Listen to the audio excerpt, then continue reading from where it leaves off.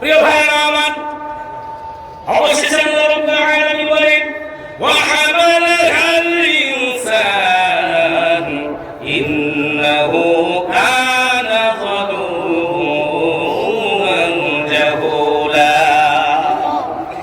প্রিয় ভাইরা আমার, এরপর আল্লাহ রাব্বুল আলামিন বলেন আর আমানতকে মানুষ বহন করতে সক্ষম হয়েছে, সে বড় অতিশয় জালিম অজ্ঞ। প্রিয় ভাইরা আমার, এই কোরআনুল কারীম যেখানে আমানত বলতে কোরআনুল কারীমকে বুঝেছে আমানত অর্থ ইতাআত আনুগত্য বোঝানো হয়েছে তাফসীরের মধ্যে।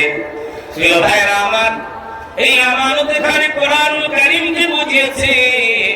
আমার প্রিয় ভাইরা আমার, বিশেষ করে আজকের এই মাদ্রাসা প্রাঙ্গণে বসেছি, যে মাদ্রাসাতে কোরআনুল কারীম হাদিসের শিক্ষা দেওয়া হয়, এজন্য আজকের কোরআন থেকে কিছু কথা বলার প্রয়োজন আছে না নাই?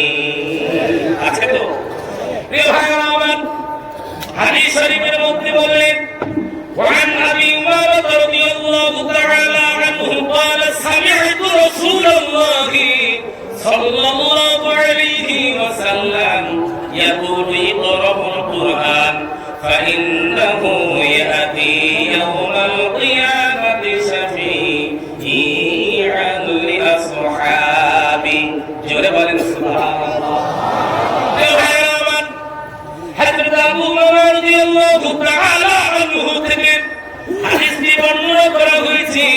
হযরত আবু হুরায়রা রাদিয়াল্লাহু তাআলা আনহু তিনি বলেন, আমি রাসূলুল্লাহ সাল্লাল্লাহু আলাইহি ওয়াসাল্লামকে বলতে শুনেছি, তিনি বলেন তোমরা কোরআন পাঠ করো আর কিয়ামতের দিন কোরআন তার পাঠকারীর জন্য সুপারিশকারী হিসাবে আবির্ভূত হবে। জোরে বলেন সুবহানাল্লাহ।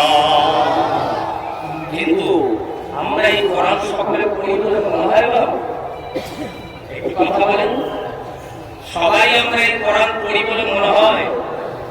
আর দেখবেন এই কোরআনুল কারীমের মাহফিলে অনেক মুসলমানের বাচ্চা আছে যারা কোরআনুল কারীমের মাহফিলে মানুষ সৃষ্টি করে, ঠিক কিনা বলে? কারণ আমরা তিন শ্রেণীর মানুষ দেখতে পাই। এক শ্রেণীর মানুষ বাড়ি থেকে আসে, নিয়ত করে আসে মাহফিল শোনার উদ্দেশ্যে। আরেক শ্রেণীর মানুষ আছে দেখবেন তারা নিয়ত করে আসে যে একটু মাহফিলে ঘোরাঘুরি করব, একটু আনন্দ উপভোগ করে আবার চলে আসবো, আছে না নেই?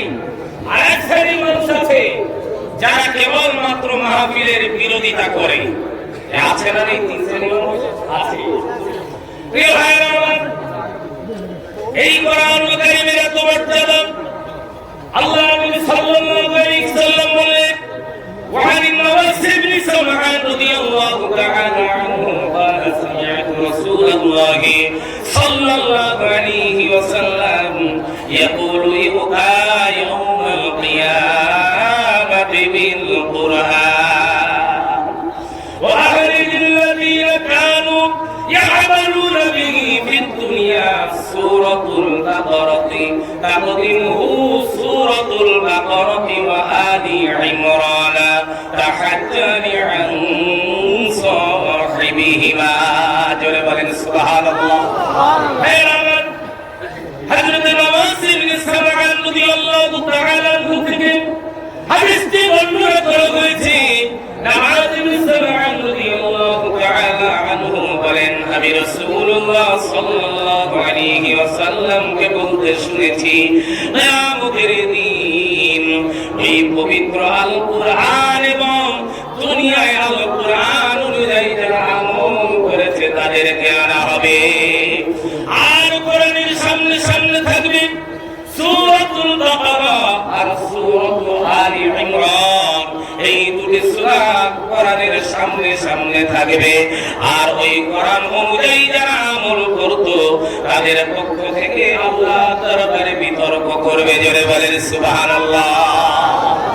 প্রিয় ভাইরা আমার, আজ এই কোরআনের বিরোধিতা কেবলমাত্র আমরা মুসলমান হিসাবে বিবেচিত হলাম, মুসলমান সমাজে আমরা মুসলমান হিসাবে পরিচিত হলাম, কিন্তু কোরআনুল কারীমের বিরোধিতা করছি। আমার মুসলমান মুসলমান ভাইরা, কিয়ামতের দিন আল্লাহ রাব্বুল আলামিন সেদিন কোরআনে হাফেজদের রেখে বলবে, ও কোরআনে হাফেজরা, আজ দুনিয়ায় তোমরা যেমন সুন্দর করে কোরআন তেলাওয়াত করেছিলে, আজ তোমরা কোরআন তেলাওয়াত করো, আমি রব্বুল আলামিন স্বয়ং তোমাদের তেলাওয়াত শুনবো। জোরে বলেন সুবহানাল্লাহ। এই কথা যখন বলবে, সেদিন কোরআন তেলাওয়াত শুরু করে দেবে, কোরআনে হাফেজরা কোরআন তেলাওয়াত শুরু করে দেবে। এমন সময় হযরত দাউদ নবী হাজির হয়ে যাবে। দাউদ নবীর উপরে একটি কিতাব অবতীর্ণ হয়েছিল, কিতাবটির নাম কি বলেন? আচ্ছা বাবা, যারা আপনারা এখানে বসেছেন, আলহামদুলিল্লাহ বহু মানুষের আগমন, জবাব নেই কেন? আমি কি অবস্থায় প্রশ্ন করছি, জিজ্ঞাসা করছি? জি, আপনাদেরকে জিজ্ঞাসা করছি, দাউদ আলাইহিস সালামের উপর কোন কিতাব অবতীর্ণ হয়েছিল? একটি কিতাব অবতীর্ণ হয়েছিল, কিতাবটির নাম কি যারা জানেন একটু বলেন? আলহামদুলিল্লাহ জবুর। আর মুসা আলাইহিস সালামের উপর তাওরীত, ঈসা আলাইহিস সালামের উপর ইনজিল, আর আমার আপনার নবীর উপর একটু জোরে বলেন কোরআন। প্রিয় ভাইরা আমার, সেই কোরআন তেলাওয়াত শুরু করলাম, কোরআনে হাফেজরা তেলাওয়াত শুরু করে দিল। এমন সময় দাউদ আলাইহিস সালাম হাজির হয়ে গেল। আমরা সবাই জানি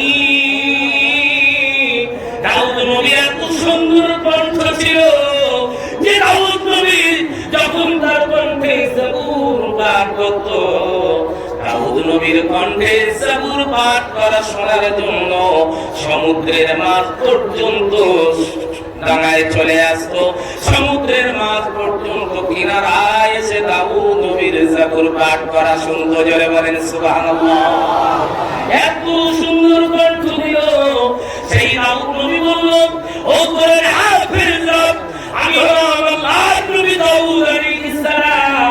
আল্লাহ রাব্বুল আলামিন আমার উপর একটি কিতাব অবতীর্ণ করলো, যে কিতাবটির নাম হলো zabur।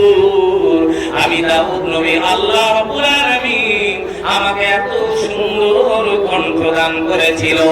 আমি যখন দাউদ নবী ওই zabur কিতাব পাঠ করতাম, আমার zabur পাঠ করে শোনার জন্য সমুদ্রের মাঝ পর্যন্ত কিনারায় চলে আসতো। কিন্তু আজও কোরআনে হাফেজরা তোমরা আজ তেলাওয়াত শুরু করেছো। আমি দাউদ নবী তোমাদের তেলাওয়াত শুনে আজ আমি দাউদ নবী মুগ্ধ হয়ে গেলাম। জোরে বলেন সুবহানাল্লাহ। আর জোরে হবে না সুবহানাল্লাহ?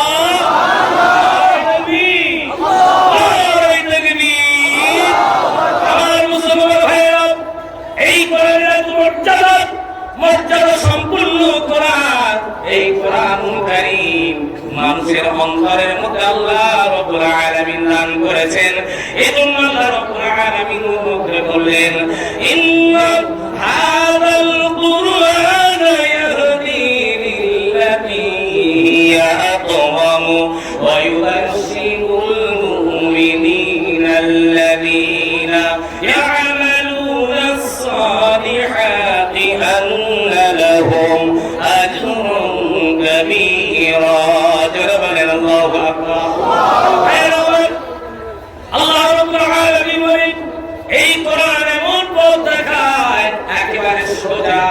কোরআন পাকা পথ দেখায় না, সোজা পথ দেখায়। সোজা পথ দেখায় বলে কি রাস্তা সোজা দেখায় কোরআন? কিন্তু দুর্ভাগ্যজনক ব্যাপার, কোরআন তো আমরা পড়ি, আসলে সবাই কোরআনের মানে বুঝি না। কোরআনুল কারীম কেবলমাত্র মুখে আমরা পড়ি, পড়ার পরে দেখা যায় আবার শুনে থাকি, তার উল্টো আমরা চলি, কোরআনের বিরুদ্ধে আমরা চলি। যদি একটি মানুষ এই পৃথিবীর বুকে কোরআন ভিত্তিক যদি জীবন যাপন করে, আলহামদুলিল্লাহ সে ওখানে কামিয়াবি হবে আর পরকালেও কামিয়াবি হবে। ঠিক কিনা বলে?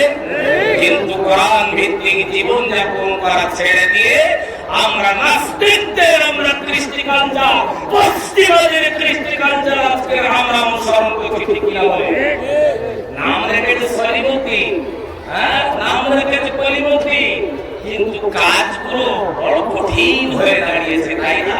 আমাদের কৃষ্টি কালচার এমন, এজন্য একটি হাদিস শরীফের মধ্যে এসেছে, সায়াতি জামানুন আলা উম্মতি, নবীজি বলেন আমার উম্মতের এমন একটি সময় আসবে, তাকুন কুলুবুহুম কাকুলুবির দিয়া, তাদের অন্তরগুলি বাঘের অন্তরের মতো বিচলিত হবে, ওয়াকালামুহুম কালামিল আম্বিয়া, আর তাদের কথাবার্তা হবে পয়গম্বরদের কথার মতো নীতিপূর্ণ, ওয়াফিউলুহুম কাফিউল ফারাইনা, এরপর আল্লাহ নবী বললেন আর তাদের কৃষ্টি কালচার হবে ফিরআউন কাফেরদের চাইতে অত্যন্ত জঘন্য, তাদের মতো বলেনি, তাদের চাইতে অত্যন্ত জঘন্য। এরপর আল্লাহ নবী বললেন ওয়ানা বারিউম মিনহুম, আমার সঙ্গে তাদের কোনো সম্পর্ক নাই, ওহুম বারিউন মিন্নি, আর তাদের সঙ্গে আমার কোনো সম্পর্ক নাই। এখন বলে আমাদের সমাজে আমরা কেবলমাত্র কোরআনুল কারীমের কথা বলি, কোরআনুল কারীমের কথা আমরা শুনি, শোনার পরে আমরা তার উল্টো আচরণ করে চলছি, সেই কোরআন বিরোধী আমরা আচরণ করছি, পশ্চিমাদের কৃষ্টি কালচার আমরা গ্রহণ করেছি, করি না? আজ সমাজে কোন মানুষ কোরআন মোতাবেক যদি চলতো, তাহলে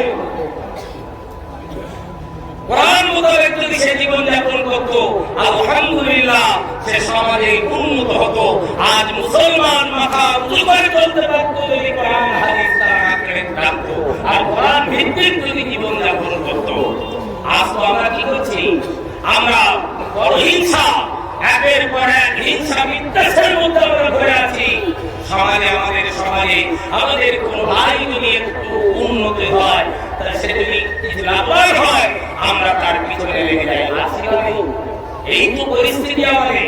কারণ আমার একটা ভাই যদি সে কিছু ডেভেলপ করে, আমার একটা ভাই যদি সে ভালো একটা পজিশনে যায়, আলহামদুলিল্লাহ এটা আমার আপনার জন্য খুশি না, কিন্তু আমরা তার বিরোধিতা করি। এটাই তো আমাদের, এই করে তো আমরা শেষ হয়ে যাচ্ছি।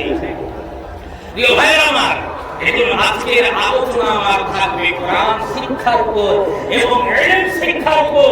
কারণ আজকের ইলম শিক্ষা, ইলম অর্জন করা অপরিহার্য করা হয়েছে। ঠিক কি বলেন? ইলম অর্জন করা অপরিহার্য।